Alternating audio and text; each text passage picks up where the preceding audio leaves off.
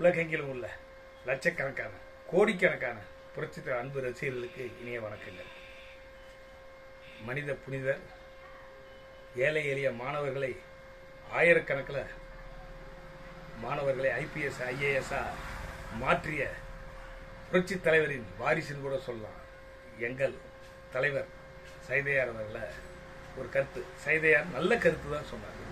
அனைத்து இந்திய அண்ணா திராவிட முன்னேற்ற கழகம் பிரிஞ்சு கிடக்குது, எல்லாம் ஒற்றுமையோட இருந்து பிஜேபியோட கூட்டு சேர்ந்தால் வெற்றி நிச்சயம். இதுல என்ன தப்புன்னு எனக்கு ஒன்றும் தெரியல.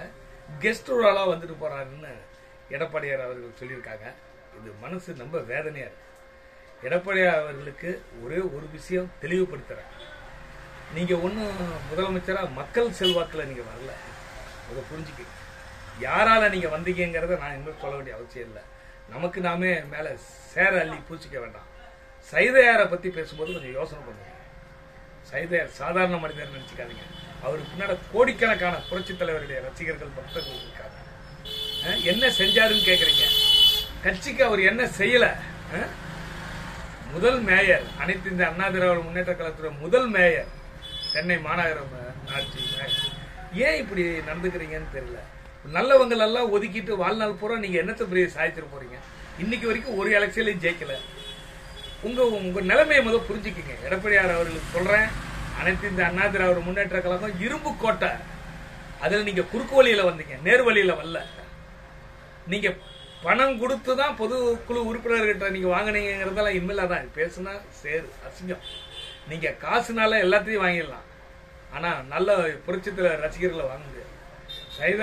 சைதையார் அவர்கள் நல்ல எண்ணத்தோட சொன்னார். அவரை புரிஞ்சுக்கங்க. அவர் இன்னைக்கு நேற்று நடத்தல இலவச கல்வி.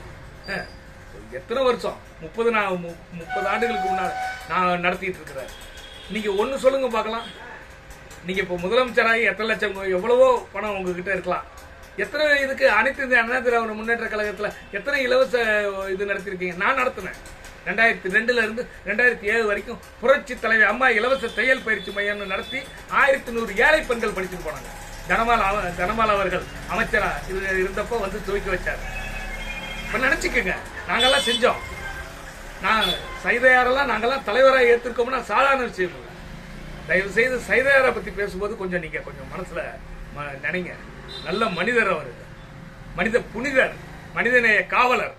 தயவு செய்து அவர் சொன்ன கருத்துக்கு மாற்று கருத்து இல்லாம நல்ல வழியில ஒன்றுபட்டால் ஒன்று வாழ்வுன்னு சொன்ன தத்துவத்துல புரட்சி தலைவருடைய பேரை கொஞ்ச நாச்சு காப்பாத்துங்க. அனைவருக்கும் வணக்கம்.